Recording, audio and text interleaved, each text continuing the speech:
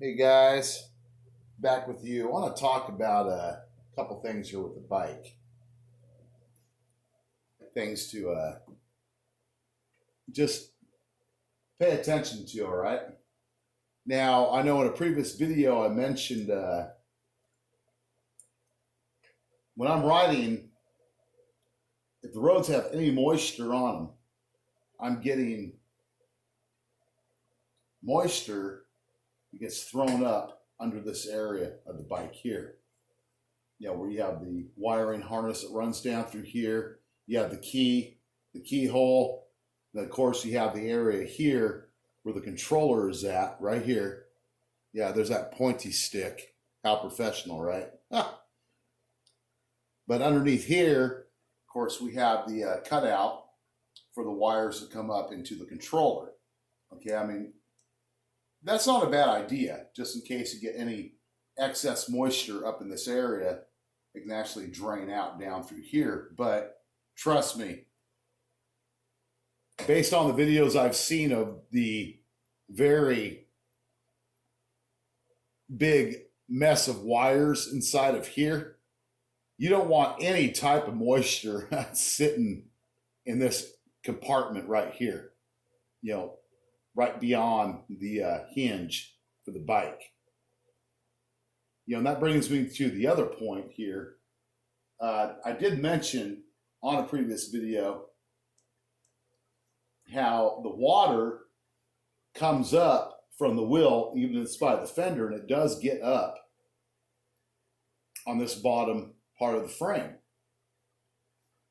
And of course, the vinyl wrap they have for the wiring here, which I've thought about taking off, but I haven't done it.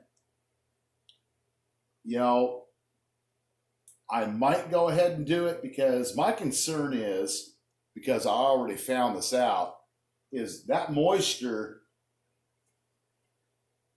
gets trapped inside this vinyl housing, and if you get any dirt and debris up in there, it gets trapped inside of there too. Now, for me, the main concern is I live on the coast. I mean, we don't have salt trucks going up and down the roads during the winter because we have enough natural salt content in the rain itself. So I have to be really careful of that. And when I found the water, had hit around the key. I remember getting back from that ride and my key was soaking wet. And to me, that was like, okay, that's actually really disturbing, right?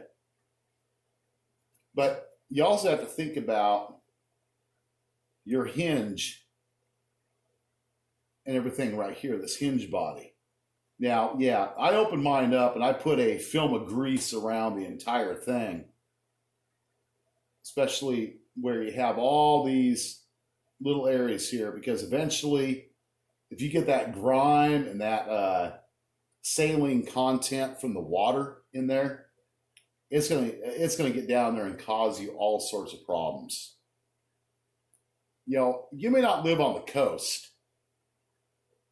but if you do live in areas and you are out riding in the rain or on roads that are wet, pay very close attention to the concept with the water and what's going on underneath the base of your bike. It's out of sight. Usually you're not going to pay attention to that.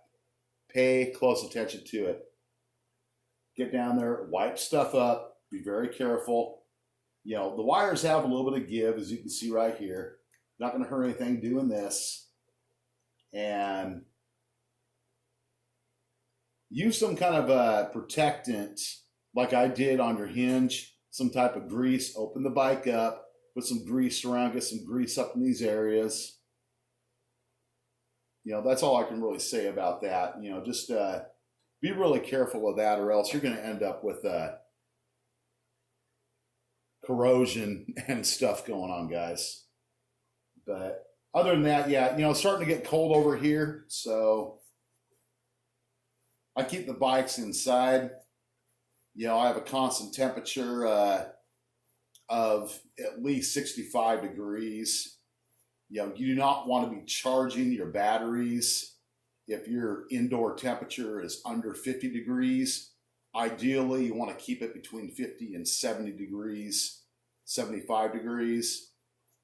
If you're going to store your battery, and of course, if you are doing the periodic charging of your battery during your winter storage, or if you're gone, say on a trip, doing something this way and that way, keep your battery at about, well, I know the manuals say about 70%, 75%, but 60 to 80% is more of the range. But do not charge your batteries in temperatures under 50 degrees. It's very bad for your battery, okay? So, yeah, if you're storing your bike somewhere like out in your garage, make sure you are taking the battery out of the bike and bringing it inside your house. I know, honestly, if I'm going to have to charge my batteries when it's colder, I start a fire. Give it about an hour to go, and it cranks the temperature up throughout the entire whole front section of the house here. So, yeah, but watch out for the water and stuff that comes off your wheel. The fender, holds only so much of it off.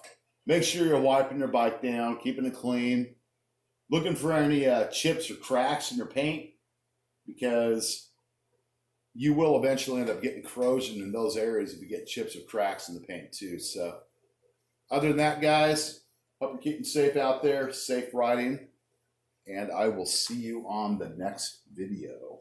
Peace out, guys.